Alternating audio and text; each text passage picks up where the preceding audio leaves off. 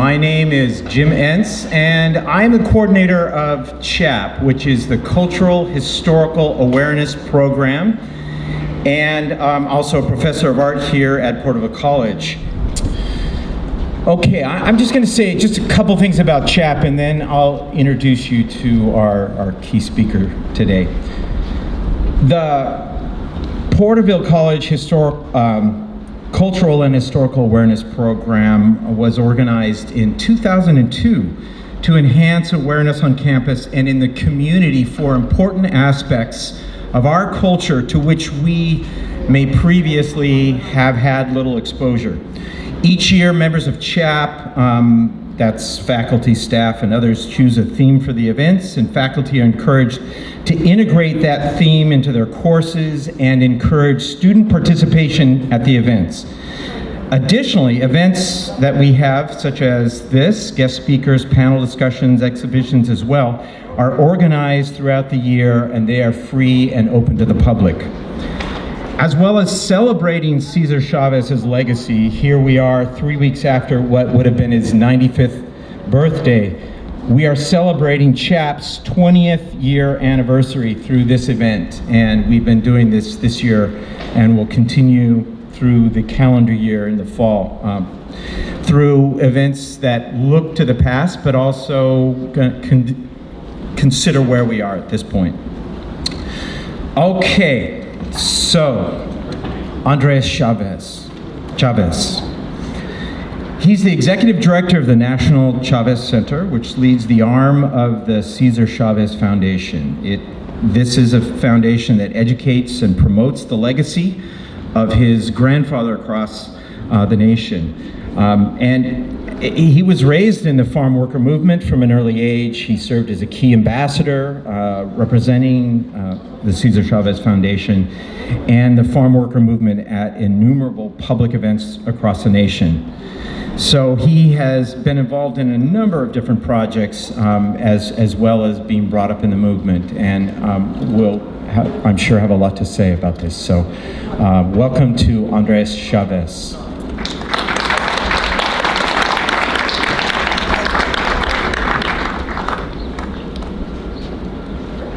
Thank you, Jim. I appreciate it. First of all, good morning, everyone. On behalf of the National Chavez Center, the Chavez Foundation, the Chavez family, and all of us in the Farmworker Movement, we just want to thank Porterville College and CHAP for the invitation to join you all this afternoon at this beautiful celebration. Before I begin, I want to thank a few individuals very specifically. Maria Roman. If we could all give her a round of applause for organizing today's event. Kara and I have been working on this for about maybe 3 or 4 months now, right? And we're finally here, so I'm sure she's going to sleep well tonight. And then I also want to acknowledge a couple folks who've been very active with the Farmworker Movement over the years. First, I want to acknowledge one of our board members, Roberto de la Rosa. Roberto, thank you for being here, and you're going to hear some words from him later today.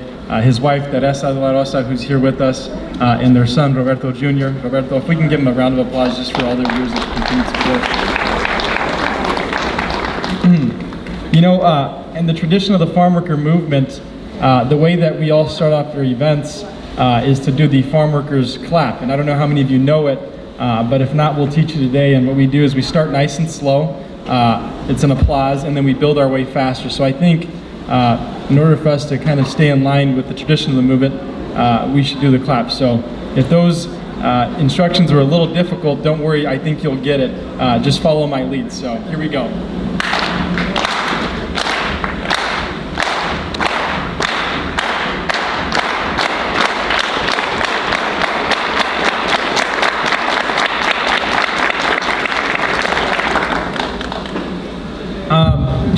Just a quick question to start off today's comments. How many of you have been hearing about this recent phenomenon called the Great Resignation? Anybody hear anything about it? What are some of the things that we know about it? Feel free to shout it out. Anybody want to shout? People are leaving their jobs, right? Anything else that anybody's heard about the Great Resignation? Yeah. What's that? Yeah, people are leaving to start their own business. According to the Bureau of Labor Statistics, in 2021, 45 million people left their jobs. And when they did a survey of these folks and asked them why they were leaving their jobs, three of the top reasons were that folks were feeling disrespected at the workplace. People did not like the pay that they're receiving. They thought it was too low. And the other main area was that folks felt that there was not enough opportunity for growth. 60 years ago, on March 31st, 1962, on what would have been my tata's 35th birthday, he also quit his job. But almost in direct contrast to the many reasons why folks are quitting their jobs today. My tata was first introduced to community organizing when he was doing his work with a community service organization. He began doing some work in the East San Jose community of South Cipuedes, and then soon was hired on by the community service organization. At the time, the community service organization was the largest and most effective Latino civil rights group of its time. They used to organize around issues like police brutality. They used to advocate for basic infrastructure in low-income communities. One example being advocating for streetlights. We all know when there's streetlights, that results in safer communities. And they're also responsible for registering about 500,000 new voters in California alone. After my tata Cesar and his mentor Fred Ross successfully organized 22 new chapters of the CSO throughout California, my tata was named National Staff Director. Now, becoming National Staff Director for my tata was a really big deal. For years, my tata had worked very hard to escape the fields, and finally, he had kind of entered the middle class. For the first time in his life, he didn't have to worry about putting food on the table for his family. He didn't have to worry about whether he was going to be able to pay the bills. And if you ask some people, they'd make the argument that he became kind of slick. He used to wear Brooks Brothers suits to work. I don't know how many of you know what Brooks Brothers is. I certainly can't afford it, but they seem to be a nicer clothing company. He used to comb his hair back and slick it back. He used to have a skinny mustache. He used to smoke those skinny cigarettes like you see the folks on Mad Men smoking. And to top it all off, he used to drive a two-door coupe Volvo. Now, I don't know how many Chicanos in the 1950s with the family of 8, I said family of 8, were driving two-door coupe Volvos, but Cesar Chavez was. But even with my tata's recent found success, my tata always remembered the years that he struggled as a farm worker. My tata was born and raised just outside of Yuma, Arizona, until he was about 11 years old. When he was growing up on the family farm that he was raised on, they enjoyed a comfortable life, but soon that was all lost shortly after the Depression when his dad, Untitled Chapter, lost the farm. Soon after they lost the farm, the Chavez family was thrust into the migrant stream of California. And on the migrant stream of California, they endured a lot of hardships. Many of them resulted around the housing conditions, but there's also racism and discrimination that they experienced. My tata Cesar would travel from town to town and at different places, on storefronts and at businesses. There would be signs that read, "No dogs, no Mexicans, no Negroes." My dad would also tell me stories of when him and his dad would be traveling throughout the state of California. They'd oftentimes point to a bridge or point to a park and say, "Hey, mijo, you see that park there? That's where we used to sleep at in Selma when we were picking peaches." Or they'd point to a bridge and say, "You know, when it was raining, we'd sleep underneath bridges when we were picking grapes in Bakersfield, California." And it also had a great effect on his education being on the migrant stream. Now you could imagine being on the migrant stream, you're traveling from city to city. So if you're reading a book, let's say you start on chapter 1 in one area, and then you go to the next area maybe 2 weeks later and you're on chapter 4, well, you've essentially missed 3 chapters of material that could be helpful and could be, useful to you with your building blocks. And so that's why my tata ended up dropping out at the 8th grade. And that was only part of the story. That's what they were experiencing in the community. There's also the miserable working conditions that they're experiencing in the fields. At the time, pay was miserable. Working conditions were horrific. Protection from the heat was non-existent. Farm workers were often working in triple-digit heat. This often resulted in heat stroke or heat illness, and in some cases, death. Growers used pesticides with very little regard for the effects that it had on humans. In McFarland, California, we saw cancer clusters breaking out, and that was the reason behind my tata's fast in 1988. And there was a lot of sexual harassment that existed in the fields, especially among farm worker women. And there was basic denials of things like work breaks and restroom breaks. My Nana Helen used to tell us stories about when women had to use the restroom in the fields and how humiliating it was. Oftentimes what happened was, because there was no restrooms, the women would go to a certain area, button down their jackets or their flannels and make a wall and go back to back, and one by one they would go to the center and squat down to use the restroom. She said it was one of the most humiliating things that she ever experienced. And to top it all off, the average life expectancy for farm workers at this time was only 49 years of age. This story wasn't unique to my Tata Cesar. It was the story of an entire people who picked the food that we ate. My Tata Cesar would often tell his sister Rita that someone should do something about this. So as I mentioned before, on his 35th birthday in 1962, my Tata left the best paying job and the most comfortable life that he ever enjoyed to go out and right the wrongs that he and so many others faced in the fields of California. Alongside Dolores Huerta, Gilbert Padilla, my Nana Helen, and others, they founded the National Farmworkers Association in 1962. At the time, the NFWA determined that the best way in order for them to kind of organize farm workers was to provide direct services, immigration services, death benefit program, and then after that, they would call a general strike of farm workers. However, what they weren't expecting was that on September 8th, 1965, another organization led by mainly Filipino farm workers had been making plans to go on strike and ended up going on strike. Members of AWOC, the Agricultural Workers Organizing Committee, led by Larry Leong and Philip Veracruz and Pete Velasco, began to organize and go out on strike on September 8, 1968. The Filipino workers were wise. They had seen what had happened with past strikes and past efforts. What the growers would often do is they pit the races against one another.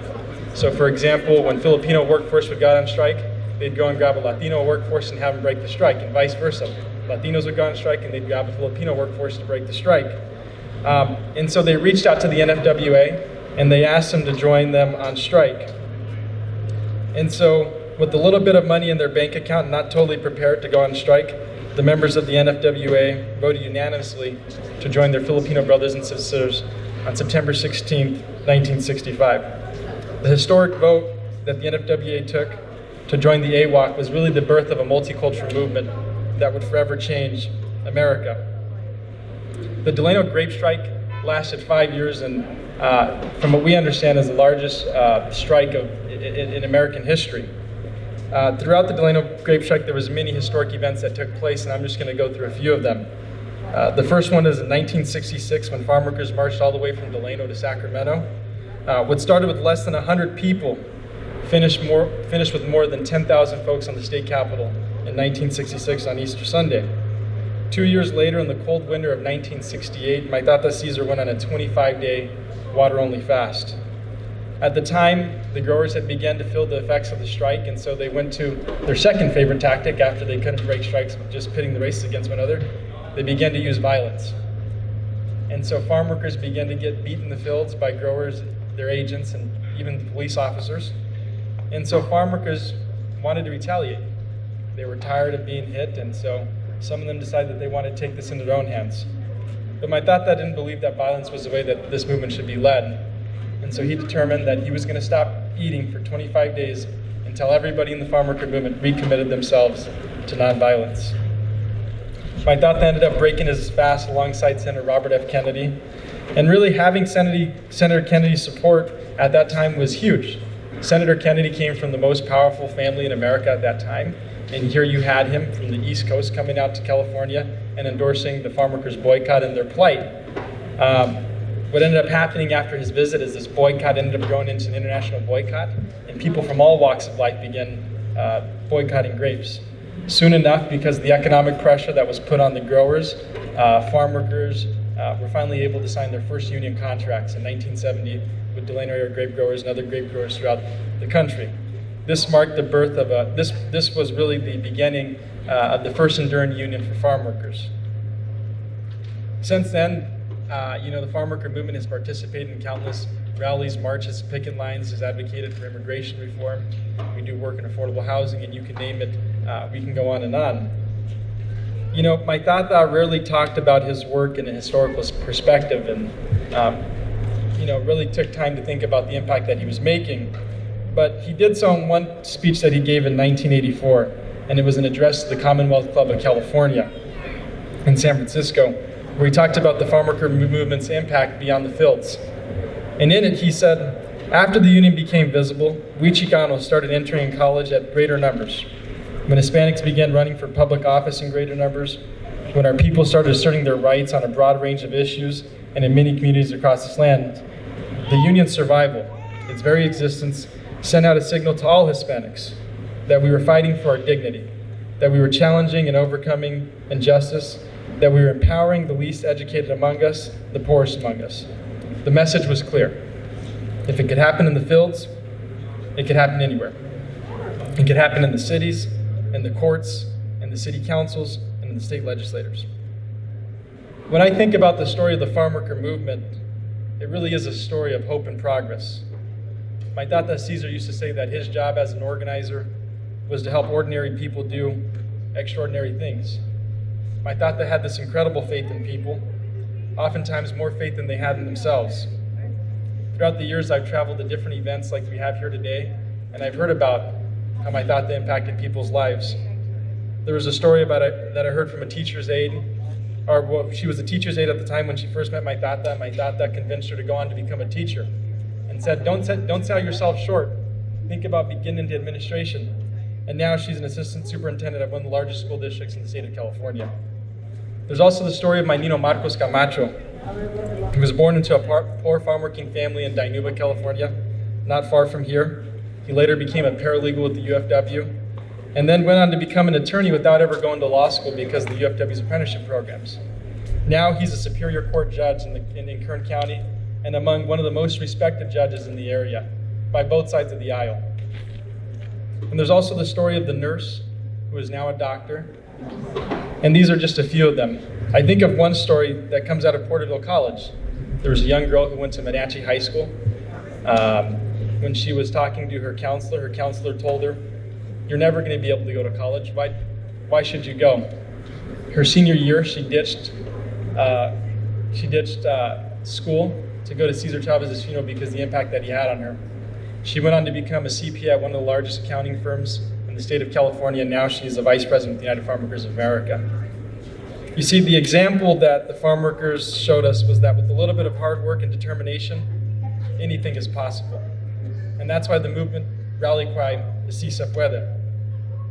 My Tata Cesar would often tell people that you only lose when you give up and when you stop trying. And so in closing, I want to share a story with you all about a little exchange between my dad and my Tata Cesar. My dad, Paul Chavez, was 25 years old when he was asked to become the political director for the United Farmworkers. And his first big task was to stop the appointment of an individual to a board that had a lot of regulation over what was happening with farm workers and their ability to organize. And so my dad launched a statewide organizing campaign, lobbying legislators, sending people to go and protest and do sit-ins in offices, making phone calls, and for months, this activity went on. The vote finally came to a vote in the California State Senate, and for those of you who know a little bit about legislative session, they usually wait till the final day to take up the most controversial votes. And so it was the final day of legislative session, and this was one of the last votes to be taken up. It was about 11 p.m. at night. And so my Tata Cesar, my dad, and farm workers packed the chambers of the Senate gallery, and they waited for the vote to take place. They called the vote to a roll call, and one by one, the senators began to vote. As they began to vote, they began to tally up the math, and they realized that it wasn't looking too good. And the final vote was taken, and they came up just one vote short. Now you can imagine how my dad felt. He was 25 years old. It was the first big challenge that he was given, and he felt that he had failed. The farm workers were disappointed, and my Tata Cesar walked over to the workers and said, "Come on, let's go. Let's take you back to your buses so you can go home." And he consoled them for a little bit. My dad hung back and made some phone calls and gave some updates to some folks. And then at about midnight, my Tata finally made it back to my dad and said, "Come on, mijo, let's drive home." Now the drive from Sacramento to where they lived at in La Paz is about a 5-hour drive. And they were going to be starting this drive at midnight. And my dad said, "Sure, I'm not going to sleep anyways." And so for about an hour into the drive, my Tata was kind of known to be tough. So he didn't say one word to my dad. I think it was a way of maybe saying we could have done more. but he finally decided to break the silence. And he looked over to my dad and said, "Are you upset?" My dad said, "Yes, I feel terrible. I feel like I let everybody down." My tata asked him, "Did you work as hard as you could?" My dad said, "Yes, I did everything I could possibly do." He pressed again and said, "Did you leave any stone unturned?" And my dad said, "I don't know what else I could have done. I did everything I could possibly do." My tata looked over at him. He paused, took a deep breath and said, "Mijo, you have to understand that our work isn't like a baseball game where after 9 innings, the team with the most amount of runs wins and the other team loses. It's not like a political race where the candidate with the most amount of votes is the winner and the other candidates are losers. In our work, La Causa, you only lose when you give up and when you stop fighting.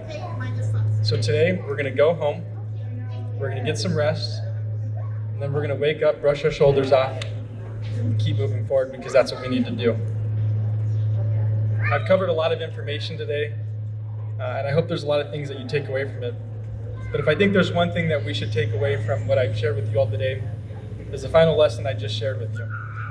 As college students and young people like myself beginning to experience life, there's going to be a lot of times when we feel like quitting, when we feel like giving up, when we ask ourselves the questions, why are we doing this? But it's during those times that we want you to remember the legacy of my tata Cesar and the farm workers. Because what they showed is that with a little bit of hard work, anything is possible.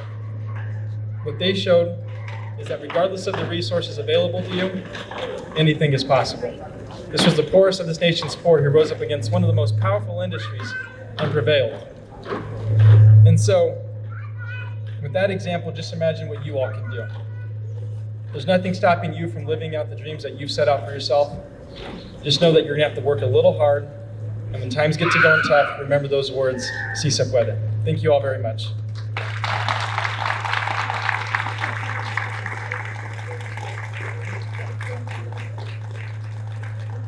Hello, everyone. We're having like a speaker problem. Sorry about that.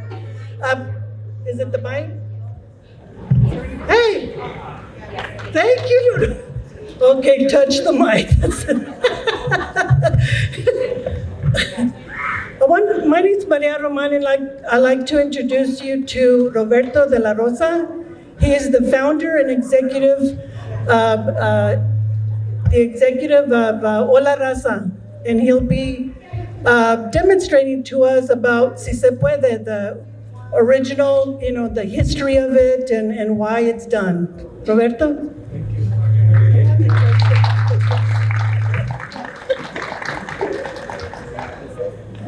All right. Buenas tardes. Good afternoon, everybody. I know that most of you are familiar with the slogan, the words, "Si se puede," and obviously there's a history behind that. When Maria asked me to talk about the history about Si se puede, I said, well, let me look it up. Let me see what's out there.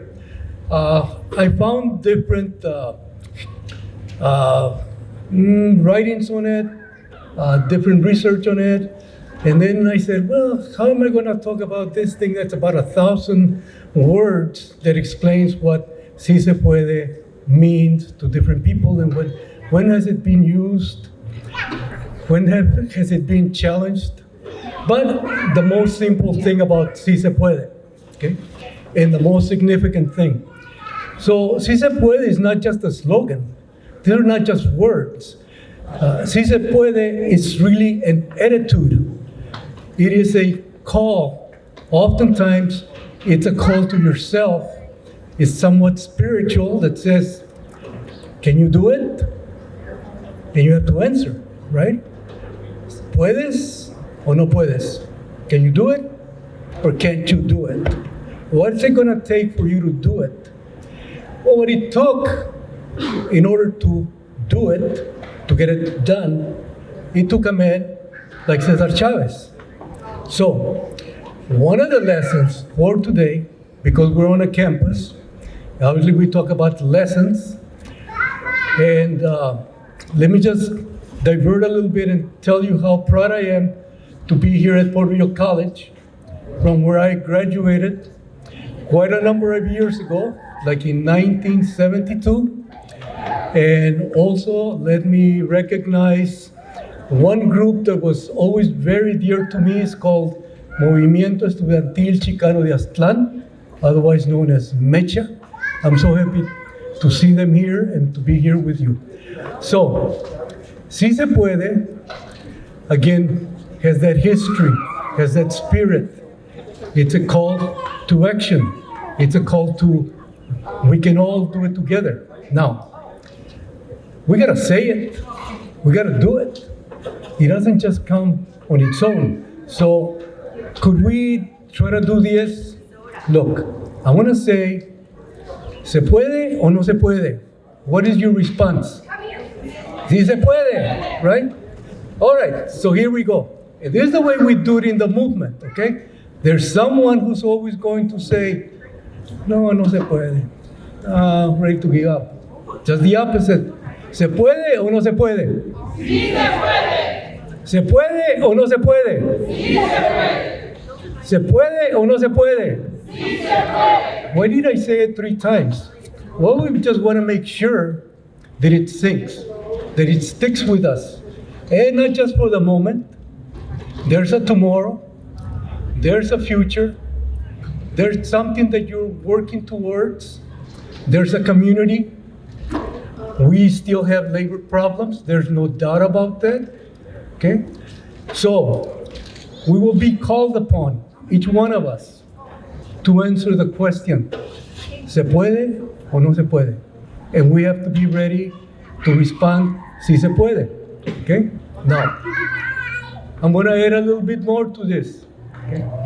We always say, and we said 3 times, que viva Cesar Chavez! ¡Que viva! Que viva Cesar Chavez! ¡Que viva! Que viva Cesar Chavez! ¡Que viva! 3 times is for good luck, okay? Now, when we wrap it up, after every speaker, after every time we get together, we do an organized clap, okay? The one that we always do is not really organized. This one is organized. And this is the one that we were introduced to, and it goes like this. No se oye. No se oye. There you go. Se pudo. Sí, se pudo. Thank you very much.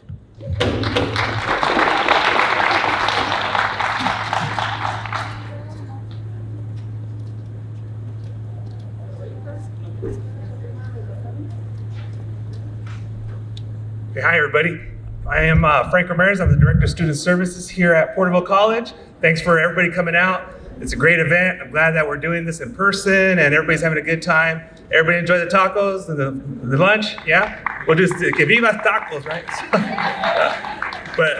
So on part of what this whole event is really highlighting the legacy of Cesar Chavez and that his works that he did way back in the 60s and 70s and even have lasted all the way till now. And in one of those areas is in the world of the undocumented student, right? Undocumented students are students that have came to this country and have been very productive. And we have a number of them that come to college and own businesses. And you know, it's a population that has a lot of rights now, but a lot of that happened because of the fights that Cesar Chavez did way back then. A lot of the regulations that were started back then for equality, what we call now DEI, it was going on back then. And so we have a great speaker today that really wanted to talk about the undocumented student population. This is Rayna Rodriguez. She'll be coming up in a minute. Rayna is the daughter of Miss Chris Castellanos and Miguel Madrigal, natives of Michoacán and Veracruz, Mexico.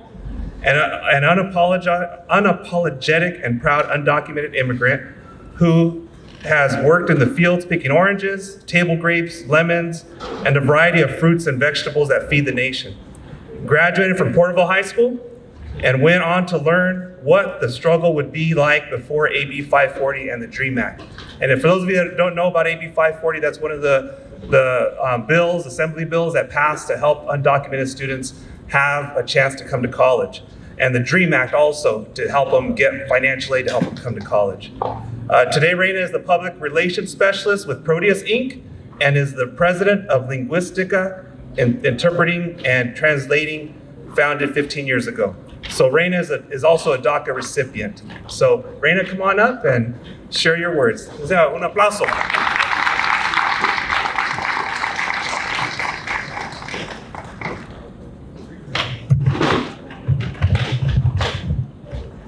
That's when you know everybody's taller than you, right? Ooh. Is it low enough? That's the question. Muy buenos días a todos. Rayna Rodriguez, una inmigrante tal como tantos aquí en la comunidad. Good morning, Rayna Rodriguez, an immigrant just like many here in the community. And today, I want to thank Porterville College. I want to thank everybody who saw me as a potential voice for the many of us who sometimes feel unheard, who sometimes feel like our story is not worthy of telling, that we have to hide behind curtains just to make sure that we're safe. For many years, I was afraid to talk about the fact that I was undocumented.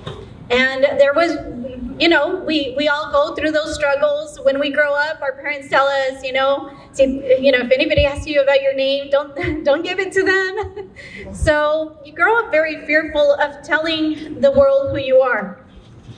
But I have also learned that our stories are very powerful. Our stories can be inspiring. And I hope that today, through my story, you can find a sister, you can find a friend, you can find a paisana who understands what it's like to dream and have somebody laugh in your face.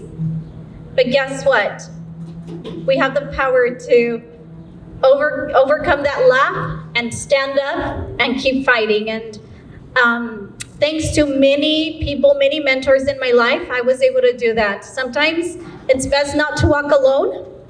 So we did immigrate when I was 3 years of age. My father was working in the U.S. for many years and eventually decided to bring us with him when I was 3 years of age. When we arrived, we settled in Ivanhoe, California. Does anybody know Ivanhoe? Well, you'd be surprised if you thought you knew Ivanhoe. Back in the day, our family was one of 2 families that spoke Spanish in Ivanhoe. It's crazy to think nowadays, if you know Ivanhoe. So when we went to school from kindergarten all the way through 2nd grade, we were the only Spanish-speaking students in the school. We didn't have bilingual teachers, so we merely went to school because that's what we were told we were supposed to do, right? So, it wasn't until my 3rd grade, till 3rd grade that we finally had an orientation. Hey, here's the bathrooms. There's the cafeteria. By the way, you can eat the food. You don't have to look at it. So it was that type of an interesting experience. But throughout all this, I also found amazing people like our principal, Mr. Moore, Mr. Arakawa, Mrs. Miller, and many other teachers who wanted to help us embrace what it would be like living in the U.S., to help us feel like there was a sense of family. And they would come over and they would carol for us. They would invite us during Thanksgiving, and they would have us feel like we were a part of the community. They would do their every effort through songs, through just being there with us, sitting at a table, even if we couldn't speak to each other, but they were there. And it was these type of experiences that let me see that there was so much more to this country. When I was in 3rd grade, I was given a Spanish-English dictionary, and this was supposed to be my solution to learn English. So through a Spanish-English dictionary, I learned how to speak English, very broken English. If you've ever tried to learn a word through a dictionary, it's interesting because the pronunciation just does not come out. So when I would speak, I would get made fun of. And I got made fun of so much that I started growing this sense of anger and frustration, saying, you know what, I don't want anybody else to experience this. I don't want anybody else to feel like I'm feeling today. So I did my best to learn, became a tutor at the school so that when new Spanish speakers were arriving, I would go and help. I would go and help them learn, this is where the restrooms are. You can eat this food, believe it or not. I know that pizza looks disgusting. It looks like, to us from Mexico, that looked like throw up. It was just the grossest thing, and I couldn't eat it for the longest time until I actually tasted the food. But these are things that you grow to learn when you can actually have an opportunity to feel like you belong in a community. When I was 7, we did have some great orientations in the school, and we had some people come in and professionals come in and present about their careers and where they had gone after they graduated, and an archaeologist drew my attention. She drew my attention so much that I was inspired. When I was 7, I was set. I said, I'm going to be an archaeologist when I grow up. That's it. So I took every AP class, English, history, biology, chemistry, you name it. If it was there, I wanted to learn, I wanted to explore, I wanted to be ready for my future career. So as I'm doing this, and I started when I was 7. So as I'm doing this and getting ready for what I knew my future was going to be, because I had decided, I hit my 12th grade year. I get ready to meet with my counselor. My counselor laughs as she tells me, Mija, do you not understand that you are an immigrant? You don't have a social. You will not be able to go to college or a university unless your parents can afford to pay your way. I didn't know whether to cry, to scream, to be angry. I just picked up my file, walked out the door, and decided to stop trying. That was it. I said, I'm done. My dreams are shattered. I went to work in the field, so, when you're an immigrant, that's the easiest place to find work, and we definitely needed to work. My mother and father were also farm workers, so at this time, just keeping the household going, feeding the family was the most important thing. So I went to go work in the fields, picked up my saco de naranja, my picking pouch and my ladder, and I started working in the fields. Worked in, picking oranges, lemons, you name it. Anything that would get us by, I was there. It was one day as I was picking that a gentleman who was a professor in Mexico, a credentialed professor in Mexico, but unfortunately his credentials were no good here. He was also working in the fields, and he said, you know what? If I only knew English, if I could only speak the language, there is no way you would find me out here. I'd be figuring out one way or another to make it. I felt like he threw an orange right at my head. I said, what's going on?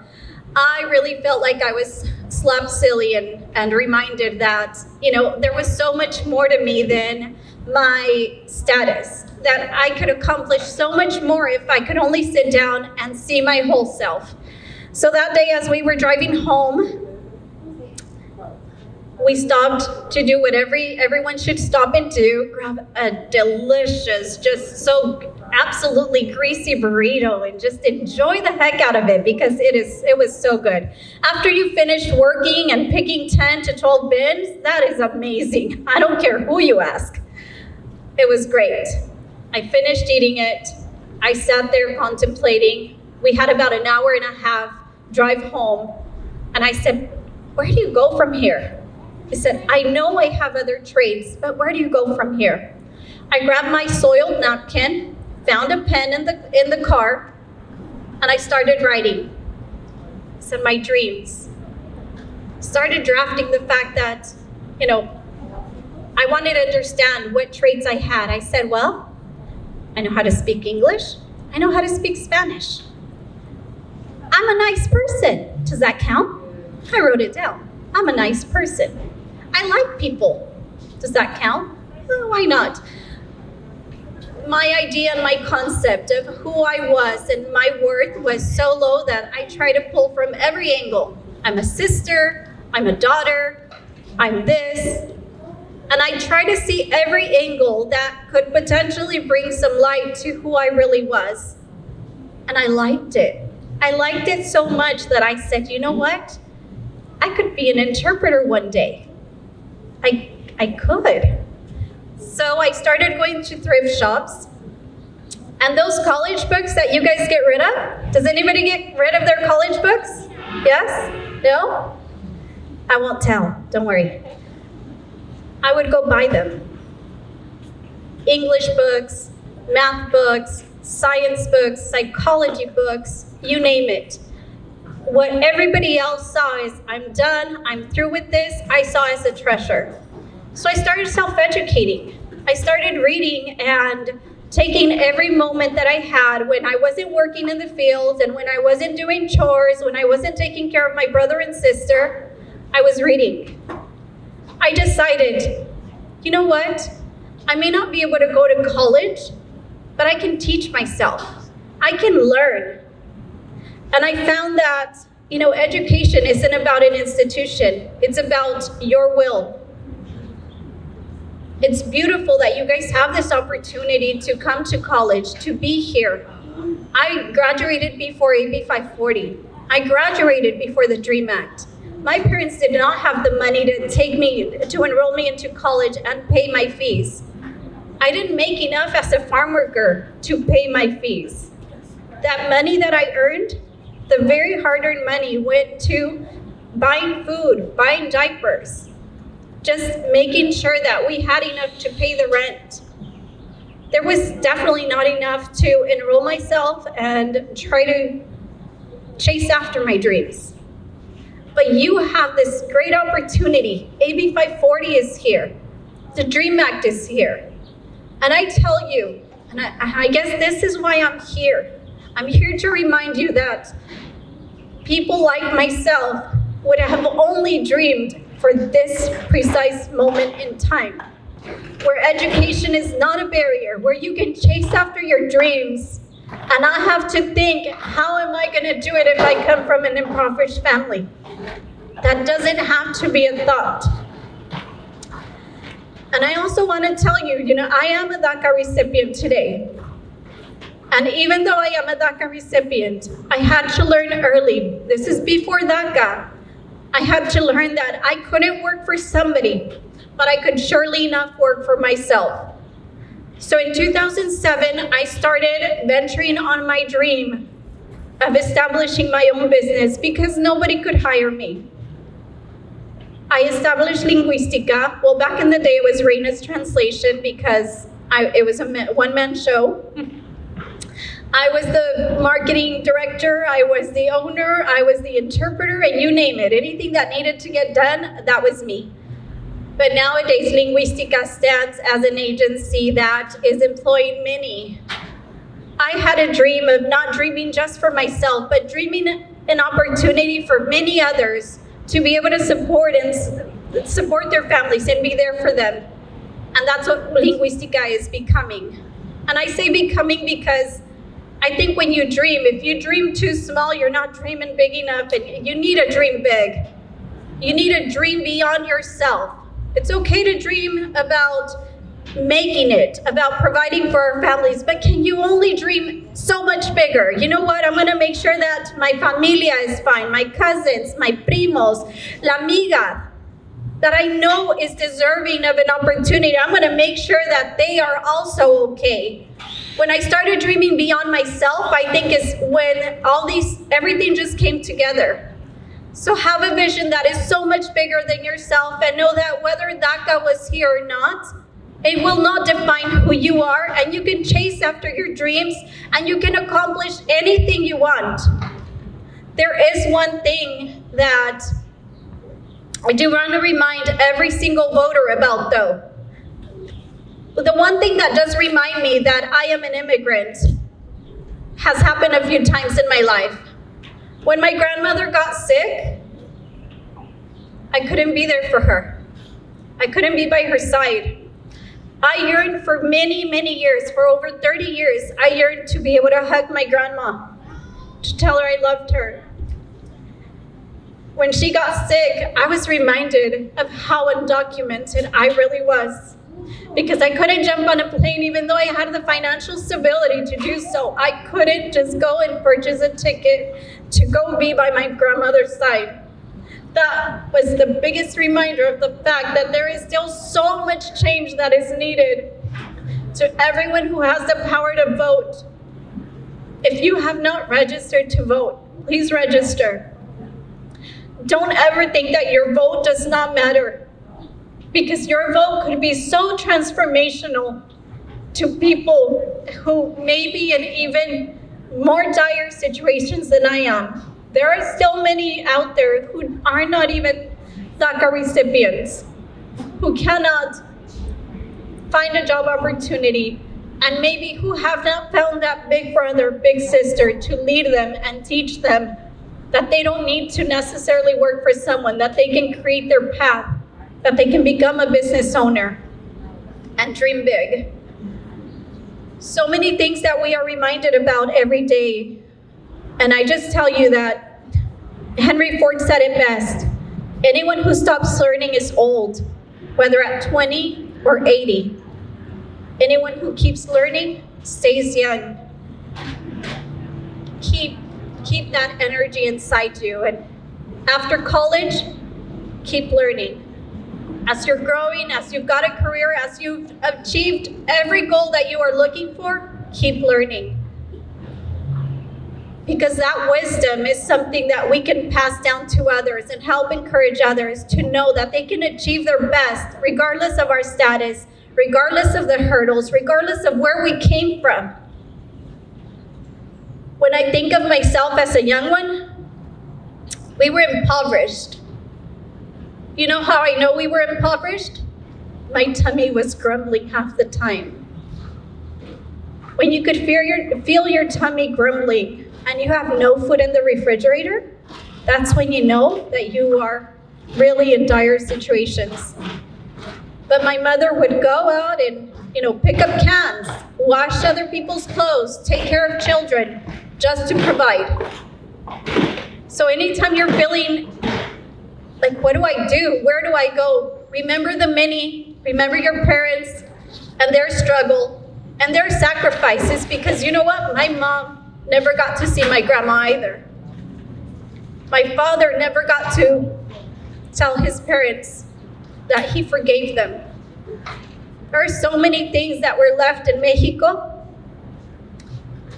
Many memories, but definitely family that we will never get to see because of our undocumented status. But today, here in this country, in this moment, I just want to remind you that you have a great gift and opportunity through education, and that I hope you continue chasing your dreams. And every time it gets difficult, know that you have a friend, know that you have a sister named Rayna Rodriguez who will always be here for you. When you feel that desperation, know that we can make it, we will make it, and we will stand. Thank you.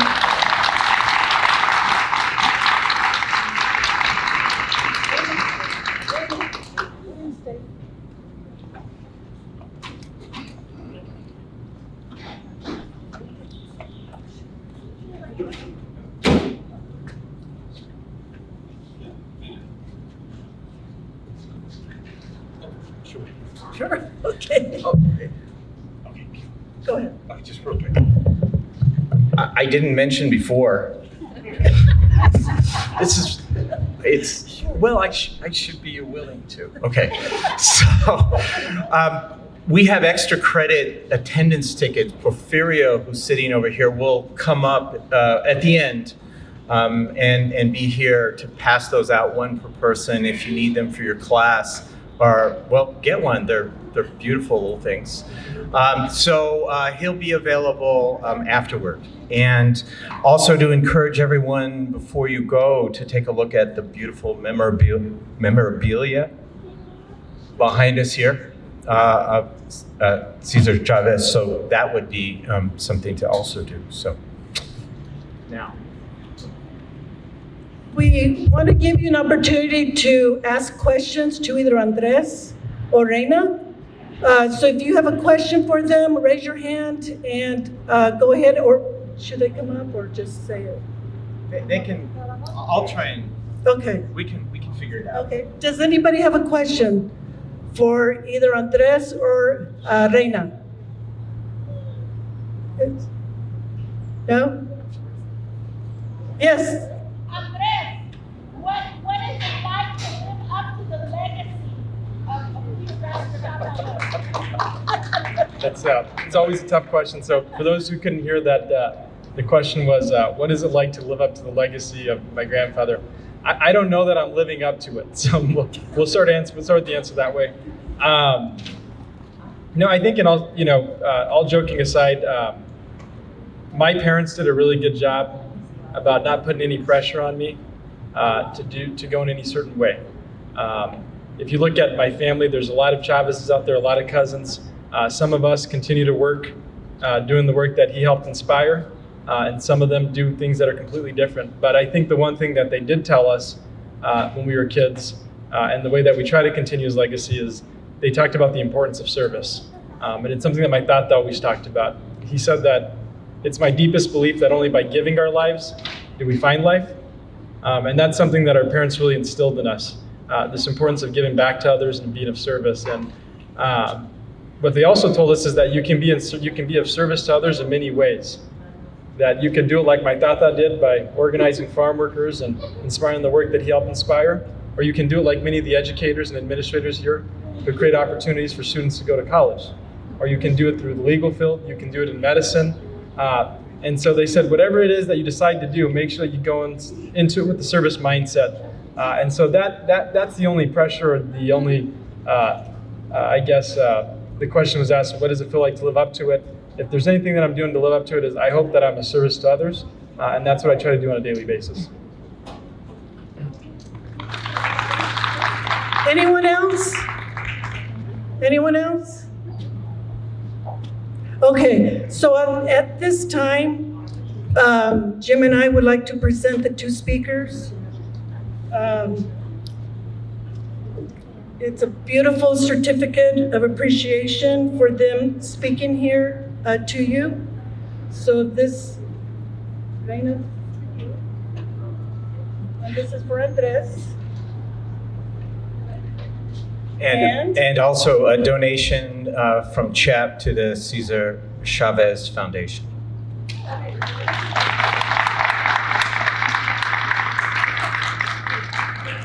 And we do encourage you to please visit the organizations that are here today. They do have a lot of valuable information for you, so please feel free to visit them as well. Thank you all for coming, and yes, feel free to check things out here. And I think, is there still food? Yes. There is still food, so you are welcome. Thank you. We have